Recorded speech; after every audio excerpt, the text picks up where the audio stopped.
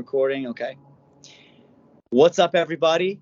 Alive and Stone podcast. We are back this time with a band that I have wanted to get on this program for a long time. I heard their song Spun on the Danny Wimmer Presents Battle for the Big Stage, where they are still competing for their spot to get on a Danny Wimmer festival. So get out there and vote for these guys. Deepest Bones. These guys are awesome. Coming all the way from Phoenix, Arizona. Say hi, everyone. Howdy. Hey, guys. Hi, everyone. Right on. That's good. Awesome. Well, go ahead and introduce yourselves and go ahead and just tell us a little bit about what you do in the band. I'm Adam Webster. I'm the drummer. Mm-hmm. I did a live audition. They were getting rid of their previous drummer, and I was going to his last show. He didn't show up, so I ended up playing, and it went really good. That's awesome, man. That's actually a tight. That's crazy. Go ahead. Your story keeps getting more interesting. Can I tell you? Like, go for it. Wherever you guys want to go for it. yeah. Go ahead, Dunes. This is Doonesy. Hi, I'm Doonesy. I play bass. So I attempt to do keep a groove going with the drummer and just keep the groove going. So, Yeah. This so is Rodney. I'm Rodney, as you guys may or may not know if you know us, but I want to say a couple things about these guys before I don't really want to talk about me too much. I want to talk about these guys. First of all, this was like a culmination of 6 or 7 years in the making. These guys weren't the original members of the band because all the original members of the band were incarcerated, and we'll get to that later. But Doonesy and I have known each other for a very long time. So the one thing I will say about Doonesy, and we can tell you more about that in a minute, but he refuses to drop D or drop C on his guitars. So he has to learn our songs, which are mostly in drop C or D. We only have 2 that are in standard E minor, tuning, half step down.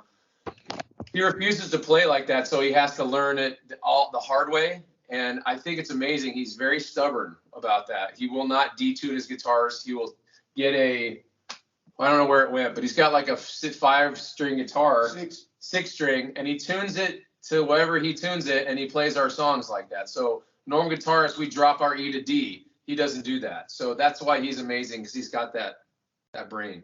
Yeah. So is there a particular reason why that is? Well, back in the day when we started playing many years ago, my mentor is a good friend of ours. His name is Jay Bird, and he's from Maui, and he's a really good friend of mine. Jay Bird Mouchart. And he basically taught me how to play. I mean, I already knew how, but he really taught me. And he detuned his guitars because in Hawaiian culture, they call it slack E tuning, where they drop the E to a D on Hawaiian guitars. So all the bands at the time were starting to do it back in the early 90s. And we used to play songs in that tuning. And back in the day, I thought he tuned that, but he said he never learned it. So instead of learning it, he just figures it out his own way, which I think makes him even better than most bass players. Even though when you're trying to show him, it's hard because he can hear it by ear. That's awesome. Unique. He's like a very unique person, and I love this dude. I've known him for so long. He's like my brother from another mother. Well, Doonesy, I have to tell you this. We all drop our D's around here, man. So we're all a bunch of so sorry. I can't, bro. We're a bunch of fucking slackers. Sorry for cursing. There's a D in Doonesy. If I drop the D, then I'd be Oonsy. Right, so I cannot drop the D. Oh my God, that's great. So the one thing that I've really wanted to get into is kind of why don't you go ahead to the beginning? This is something that I kind of already know the answer to, but I really want our audience to kind of really look at this and kind of really understand the roots of this band. Why don't you go ahead into the earliest stories about how Deepest Bones was created and kind of the whole prison band, how the whole prison band came to reality. Go for it. Well, it's interesting, isn't it? So amazing. I mean, the short version, it's a very long version of it, but the short version of it is that I was a musician my whole life. I had a couple other bands. Doonesy was actually in my first big band, and we were signed 2 different times. So I'd always been a musician, always played shows, always recorded albums. But my addiction, I was a heroin addict, crack cocaine, heroin, alcohol. And as you know, anybody that's been there, been through addiction, can tell you that eventually, you start committing crimes to get drugs because, you don't want to get sick from detox. So I would steal and rob and do whatever I had to do, run around wild in Phoenix, Arizona, which is an off the chain drug thing here. It's crazy. Eventually it just caught up with me, and I was sent to prison for, I signed a plea 6.5 to 18.5 years. And I thought I was going to go down for a while, and end up getting a 10-year sentence. And I did 9 years and 5 months on a 10-year sentence. Halfway through my sentence, I found Jesus. I was walking around a prison yard. I heard live music coming out of the chapel, which I didn't even know was a chapel. I walked in and there was a prison worship band, started playing with them, got saved, turned my life completely around, stopped using, because I was still using when I first came to prison. Stopped using, started playing music again. And when I had the ability to pick up instruments, I started writing songs in prison. And I was like, man, I'm just going to keep writing. And when I get out, I'll take these songs and I'll just go in the studio and because I play drums and bass, I'll just go in there and do it all myself. That was the original intent. But later on, as I got into the minimum custody yards, I actually had a band room at the last prison yard I was at. And that's where I met John Fabricius and Walter Willis. That's the two co-writers on this record. So if you looking on Spotify or iTunes and you see the name Walter Willis and John Fabricius, look them up on Facebook, Instagram. Walter Willis, John Fabricius, phenomenal musicians. We wrote 5 of the songs that you see. We wrote Struggle. We wrote Spun. I'm looking at them right here. We wrote Spun, Struggle, Simple Lies, the piano song on the album. Spun, Struggle, God, I can't even remember now. Spun, Struggle, Simple Lies, and there was one more. Oh, Patient. We wrote Patient. So the 4 songs on the album we wrote. We were writing more songs in there, but I went home, or Fabricius went home first, and then I was right behind him. So we kind of, all 3 of us, the main writing partners, wrote these songs, and then we got released slowly. Like John got out first, and then I got out behind him. Everybody was clean and sober. Everybody was changing their lives. People were in 12-step programs. John Fabricius and I decided to get together, and I wrote more songs when I got out. I wrote Strange, Enemy, Don't Need Nothing. Me and Walt wrote Drop the Rock and Feel Good when he got out. So Right. Oh, thank you. Thank you. I actually wrote that in the prison band room, but nobody ever wanted to play it. Yeah, that's definitely a prison band room song. Started recording. Not to like break up the story, but like there's parts in the song Spun that like totally make sense, like from the whole addict perspective. Like, this time's gonna be the last time. Yeah. I feel that for 20 years. That song's rad. I love that song. I've heard that song probably 20 times in a row. Great song. Every part about it is great. I love the way that you doubled the octaves in the verses, like Seether does. Like, it's not sound just like him. It's just that I just can hear the influences, and no one really plays that anymore. I really appreciate that, because that's too bad that they don't, because that's when I think music started sucking. Yeah. 10 past, it sucks. Right. Yeah. Sucks. Rodney, anything that you want to finish up about the story? Because I was trying not to dig myself into a tangent, not because I don't want to. It's just that I don't want to Yeah, no worry. Story. But why don't you go ahead? That, I would like to summarize it up with not any about me, but like anybody that's in that spot. You know what I'm saying? Anybody that's been to prison or has that tag on them or addiction tag on them, man, I turned it around. Maybe you're an artist or a creator or whatever you are. There's tons of talented people in prison, like tattoo artists, you name it. I've seen them all. Very talented people, because most smart people are addicts. So you can turn it around. You don't have to stay in that loop and cycle of prison, relapse, get high, come back. You don't have to do that. It's just so would you say that accountability and having the ability to kind of be on even your last days, or even your last, as you would say, rock bottom, you have the ability to change your existence? Is that what you're saying? Yeah, to be able man. to future. Yeah. The key for addicts is recovery, 12-step programs, and if you've been to prison, probably a little bit of trauma counseling and therapy. I say it sounds like a weak thing to do, but it's really not. A real man takes care of his family. A real man takes care of his kids. And that's what that stuff will, recovery will make you a dad, a brother, a son, a husband. It'll make you all the things that you weren't, you know? Yeah, most definitely, man. Yeah, I definitely I definitely experienced, you know, I would say the backlash of the consequences of addiction. I mean, I remember, you know, people very close to me going through it. Someone very close to it. I'm probably not going to name him, but he's a huge inspiration in my life. He's recovered now. But you know, I remember wishing that person would just get locked up or be dead, so they wouldn't hurt anyone or us. And I know that's an incredibly horrible thing to say, but it's when you look at it in terms of addiction, that's almost like how it like has to be in some way, you know. No, it has to be that way. If you're a chronic, And I understand that, like, yeah, it yeah, has to be that way with me.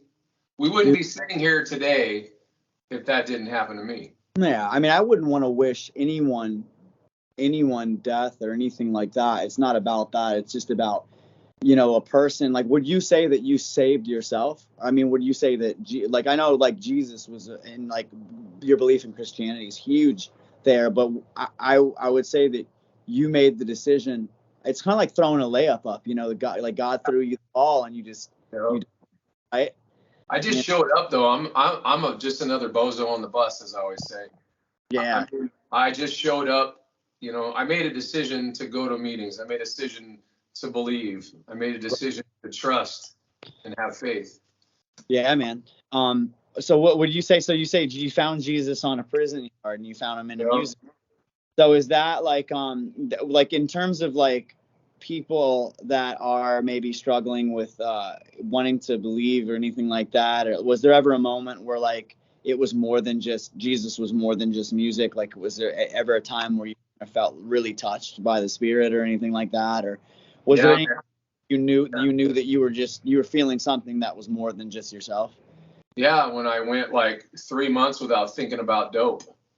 That's how I know. That's how I know it was real, because I could do 3 days without thinking about dope, even in there. So when I went, like, I remember the day I realized it. I was like, I've been going to these Bible studies and AA meetings and been going to services, and I've been hanging out with different people, and I haven't even been thinking about drinking, getting high, because in prison there's tons of heroin.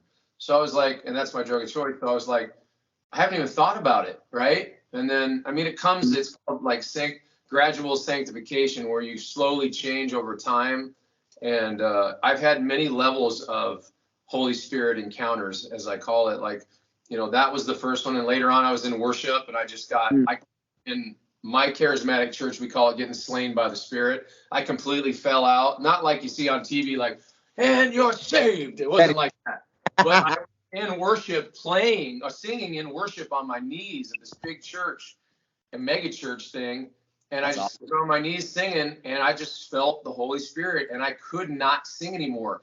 My throat was tight. I mean, when you're performing, you're really not thinking, you're thinking about performance. It had nothing to do with performance. It was all about the Holy Spirit showed up, brought me to my knees. I couldn't sing anymore. I started crying, and I have no idea why. And it wasn't like a sad cry. It was like a happy, joyful, like I'm free, you know, that kind of thing. Yeah. Yeah, I love it, man. Yeah, it's awesome.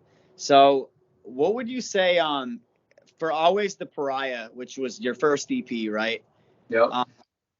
So that saying always the pariah. So I actually went and looked that up on Google, what a pariah is. And correct me if I'm wrong, because I don't want to butcher this. So a pariah is a fish that's usually outcast fish, right? Yep. No one wants to be around it, or other species of fish don't want them to be around it.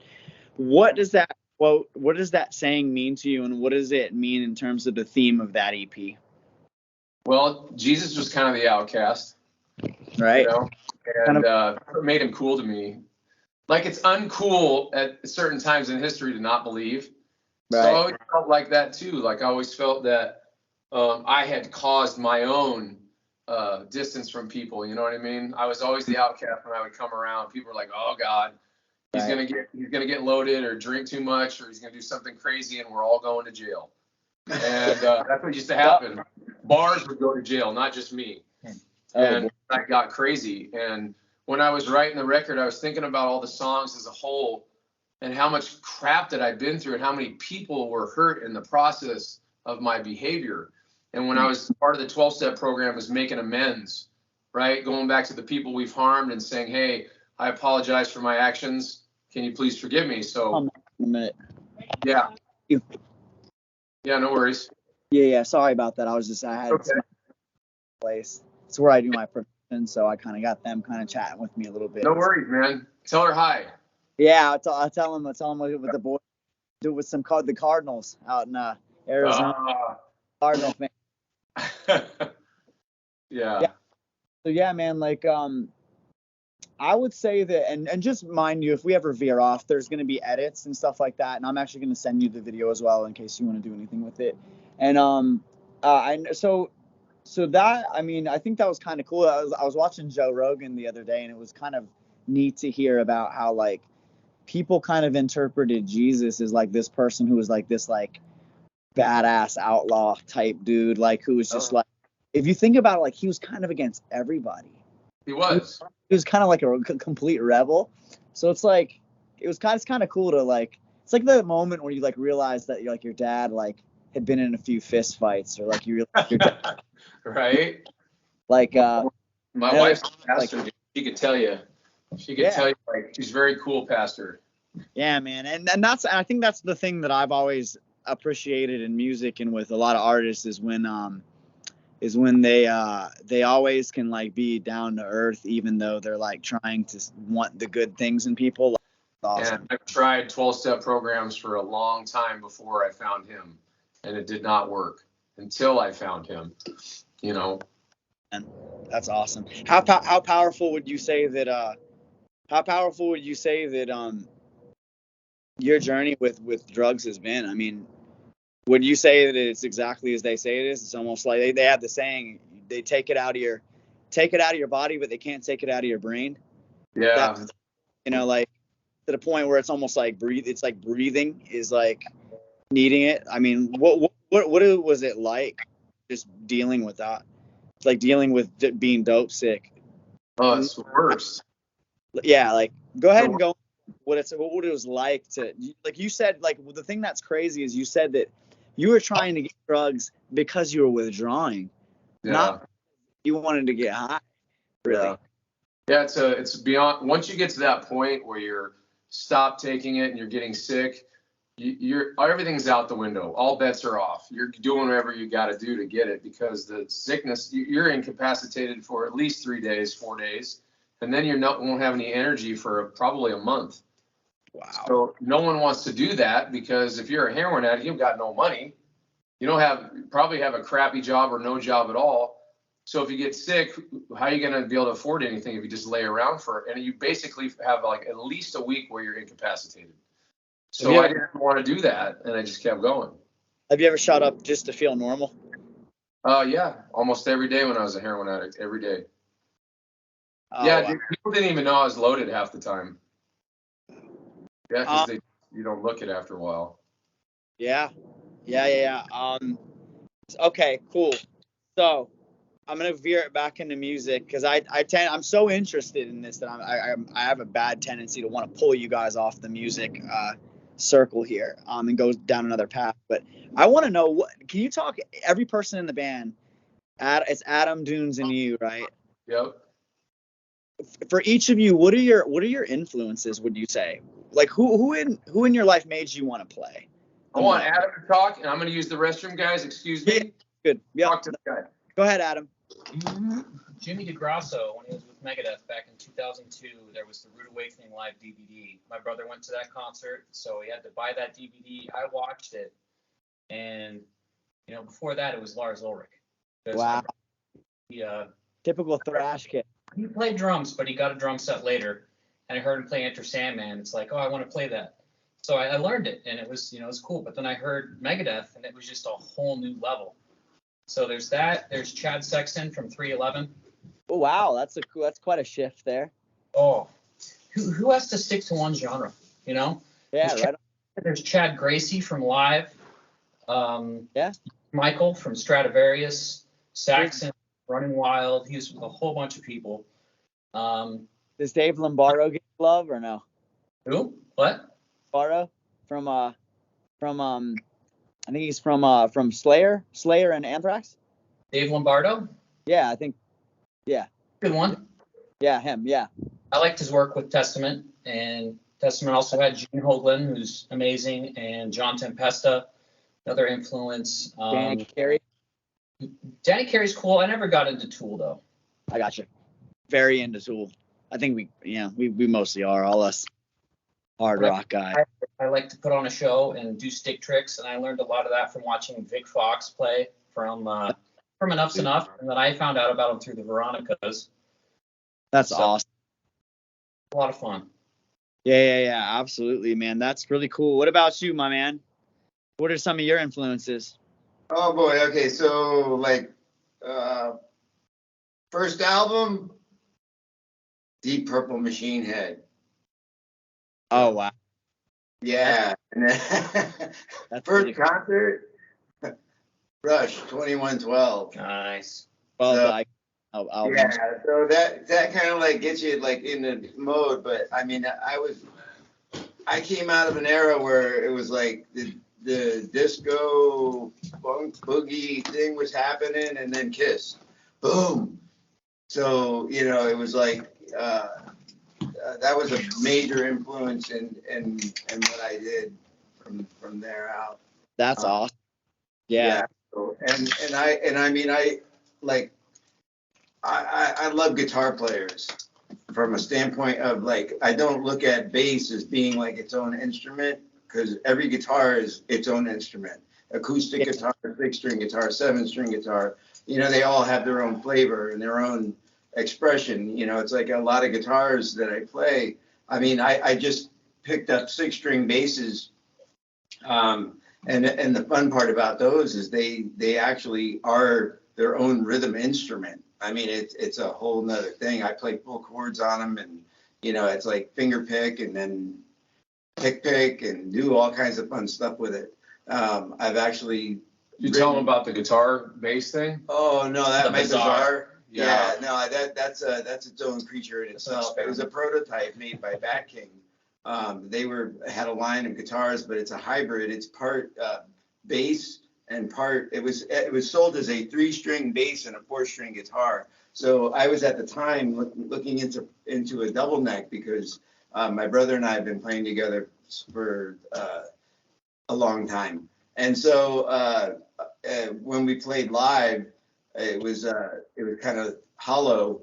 So I was like, it would be really nice if I could fill in more on bass. So I ended up getting this Bizarre, and I just built an interface for it so that I have 2 outs coming from this instrument, and I run it as a 7-string bass and a 7-string guitar at the same time. It's pretty amazing. Through 2 different.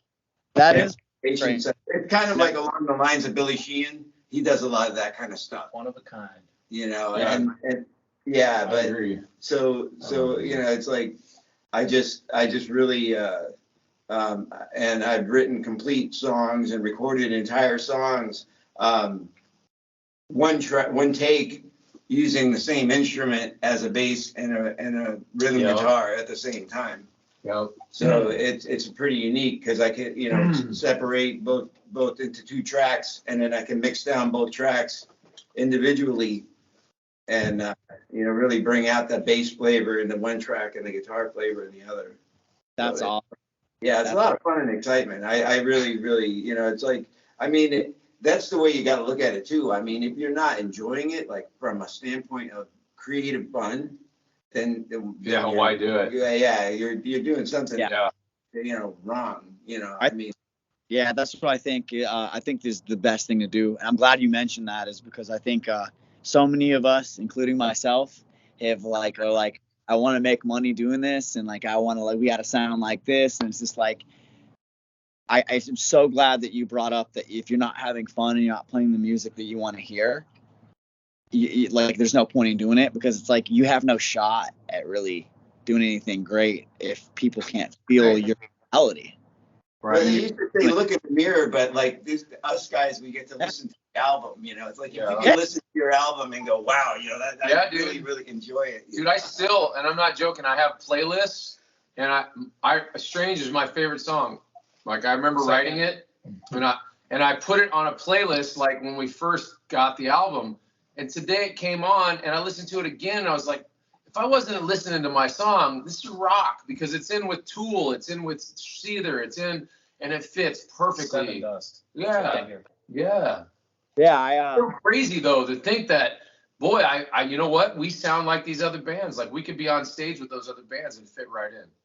yeah, man. I think the first thing I noticed when I heard Spun and like some of the other tunes was like, just I remember like hearing how like well produced it was, and I know like we spoke on the phone earlier, and I know we're not like huge fans of like overproduced stuff. Can you kind of like shed a little bit of light on like what you think the status of the recording business is today, and like what you like to hear in your own music versus what the kind of benchmark is for a quote unquote well produced song? What's your Mistakes feeling? in there is what I think. Like, there's some mistakes on the doubling, right? That's just my opinion. I record in my office right next door all the time, all my sketch ideas, and then I work on over time.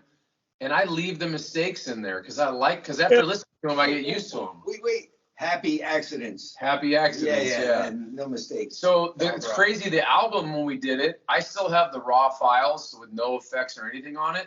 And I almost prefer to listen to that from time to time, just to hear everything without any effect on it. So, like I told you on the phone, I don't like autotune. I refuse to do autotune on my voice. I would perform it 100 times until I got it right. And a lot of these songs, vocals were written the day before I went into the studio to most of these songs. Like, Trying to find a rhythm. Except for the ones we wrote in prison.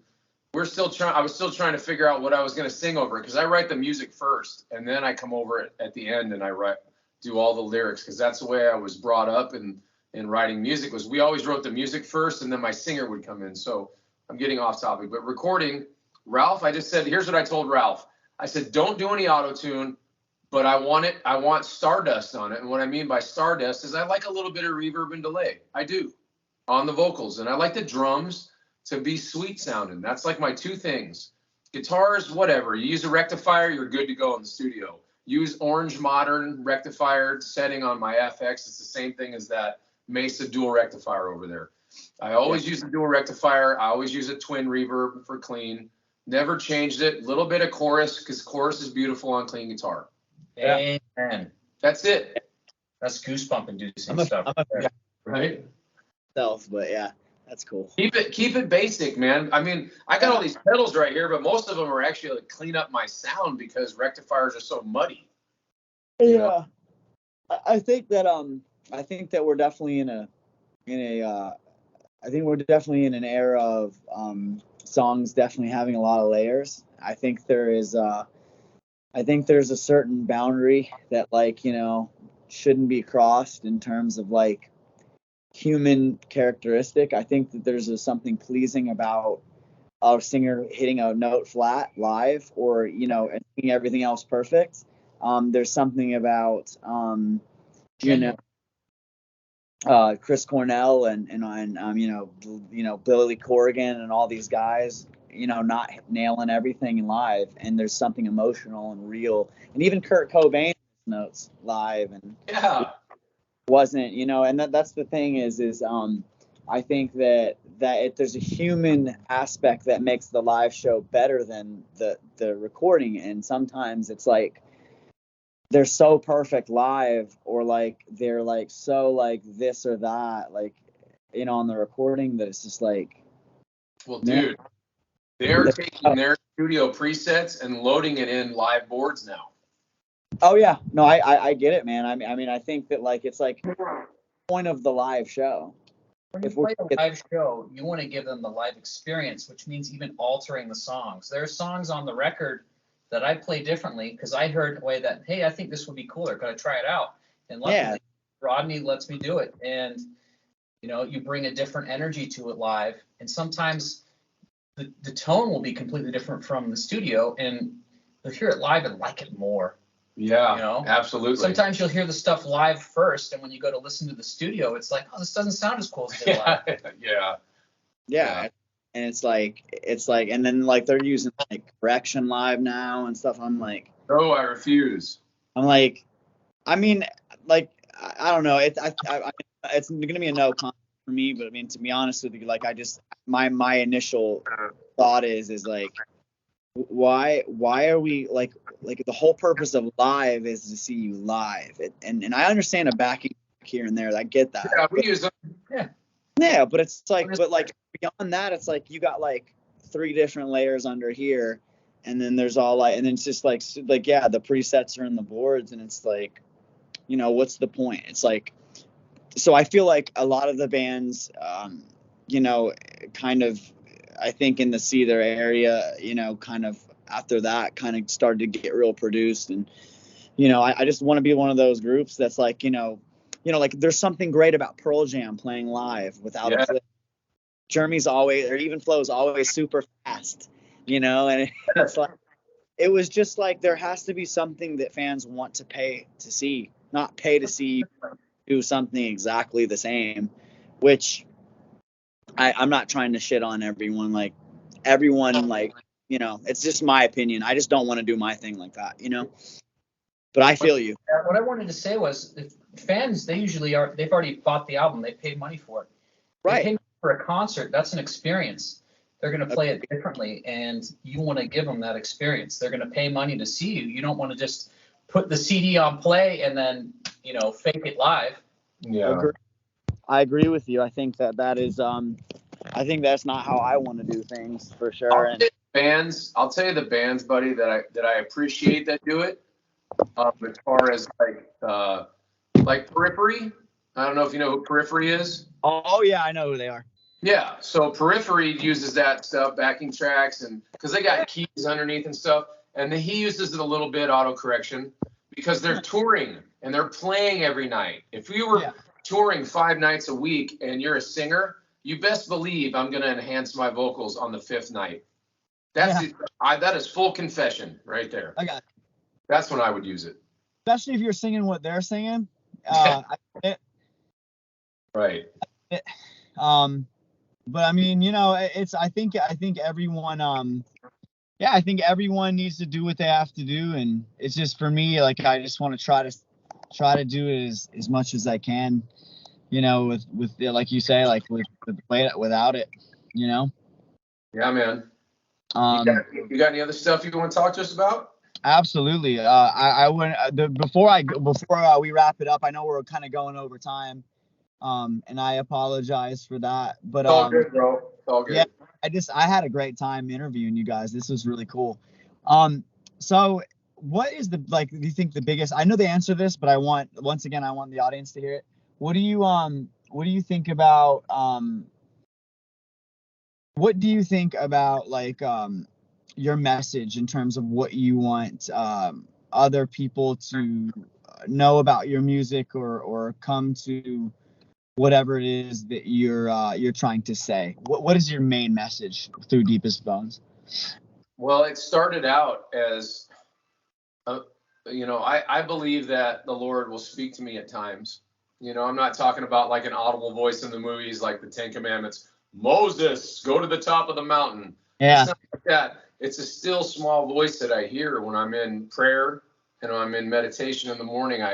I will read the Bible and I'll meditate on what I just read, and I'll just stay quiet because, you know, praying is talking to God and meditating is listening. So I'll listen to him. And sometimes I'll get this small voice that'll say, you know, Rodney, what you need to do with your music is you need to promote me. You need to lift me up in it, and I will lift you up.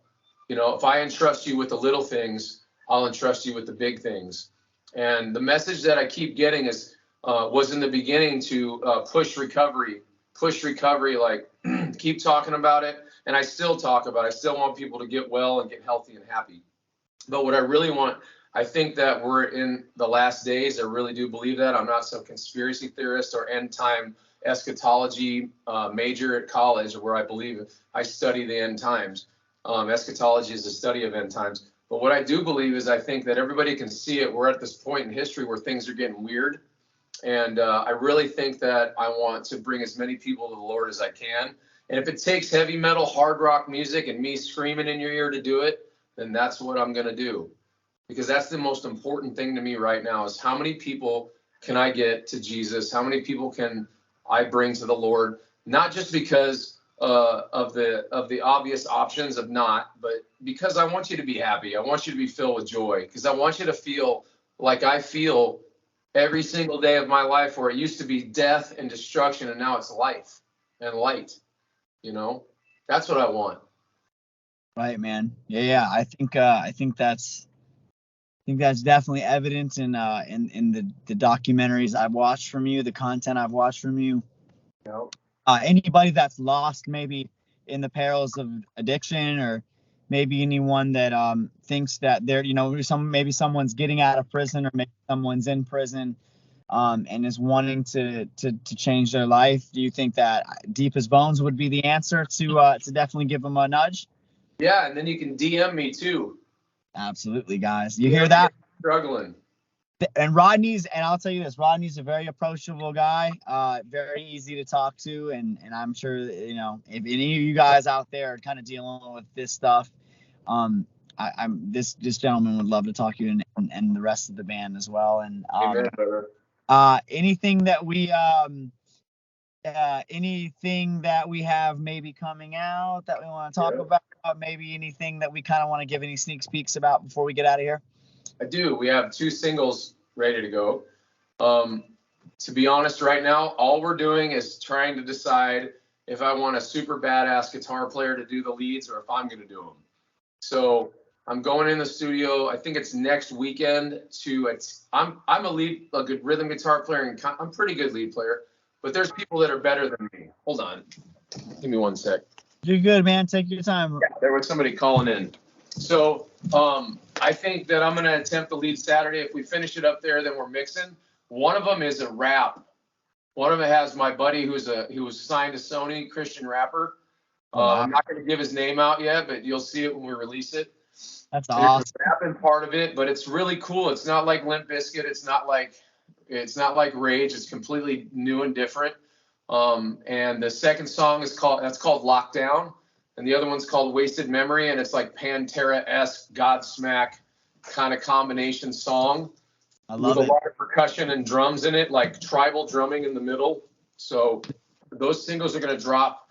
I think we're going to drop Lockdown first and then Wasted Memory second. So we're looking at a May release for one and a July release for the second one, with video for Feel Good. Awesome, man. Well, guys, thanks for coming. Once again, Deep as Bones from Phoenix, Arizona. These guys are awesome, man.